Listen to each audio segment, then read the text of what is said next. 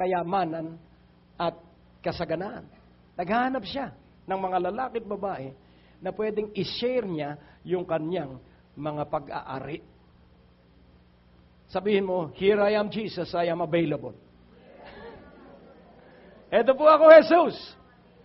Pwede mo akong buhusan ng bahagi ng iyong kayamanan. Ito ako, Jesus. Pwede mo akong bahaginan ng iyong kapangyarihan. Amen po ba? So God is pouring out power. Power. Amen? Power! And God is sharing His creativity. God is a creator, God, and you and I has that potentiality to create. Nasa iyo yung kapangyarihang yon. Nasa iyo yung talentong yon. Kaya nga po, napakahalaga, remember me. Remember me. Sabihin mo nga, remember me. Ulitin natin, remember me. Sa Luke 23, verse 42. Luke 23, verse 42. The first statement na sinabi, remember me.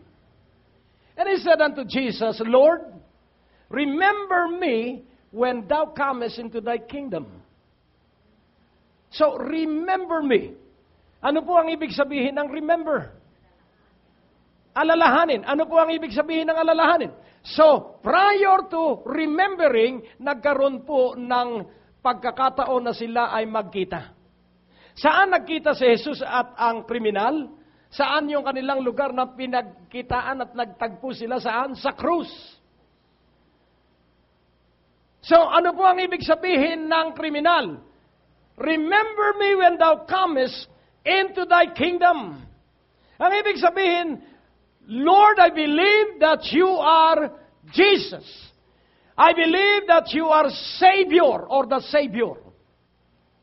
And I need salvation.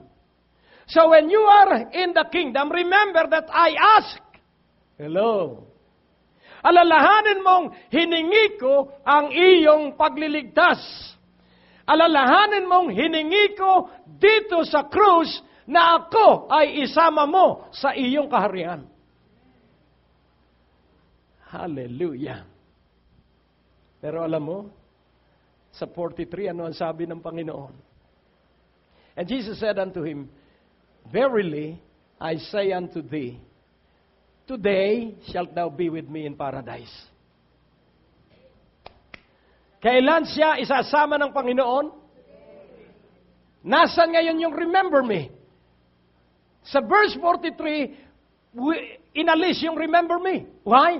Dahil right there, isasama siya ng Panginoon. Kaya nga unawain mong mabuti. Sa Galatians 2:20, nais kong maunawaan mo that you are with Jesus. At ang sabi po ng Galatians 2:20, I am crucified with Christ. Nevertheless I live. Yet not I, but Christ liveth in me. And the life which I now live in the flesh, I live by the faith of the Son of God, who loved me and loved me, past tense, gave Himself. Ako'y Kanyang inibig. At ibinigay niya ang Kanyang sarili sa akin. Amen. So ano po ang ibig sabihin? Yun pong kriminal, ang sabi, remember me when you are in thy kingdom. At pansinin po natin, the kingdom is not a future place. The kingdom is right there. Amen po ba? Yung kaharian ng Diyos ay mismong nandun sa Golgotha, doon sa kung saan naroon ang krus.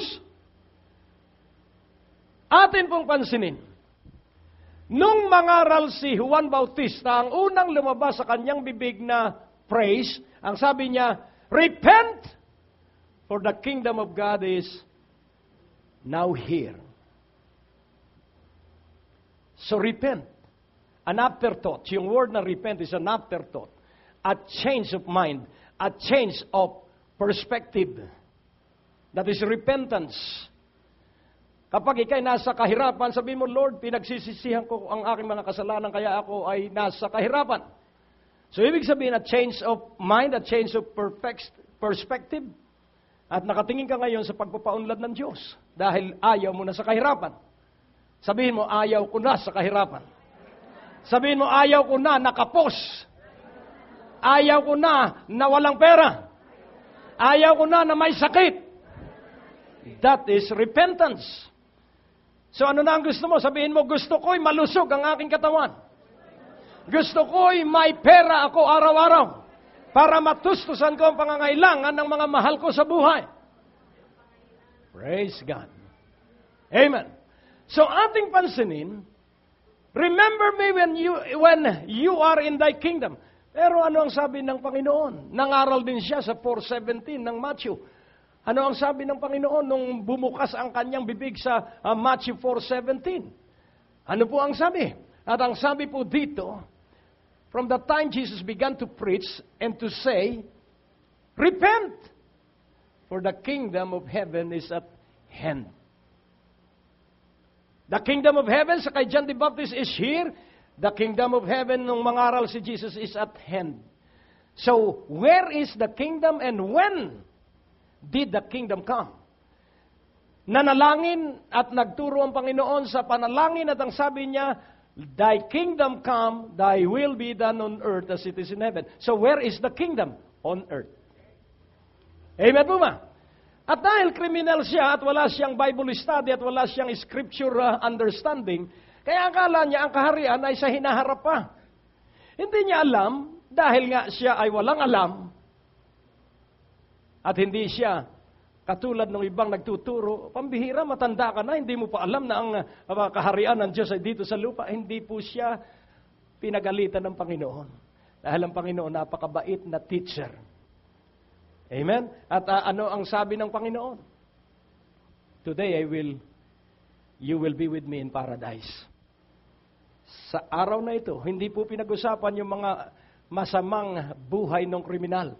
Hindi po pinag-usapan yung mga masamang ginawa. Maaring marami siyang pinatay, marami siyang pinagnakawan. Hindi po tiningnan ng Panginoon ang nakaraan ng kriminal. Ang tiningnan ng Panginoon ay yung sandali na nagsabi ang kriminal, alalahanin mo ako. Pero ano sabi ng Panginoon? Ngayon din, isasama kita sa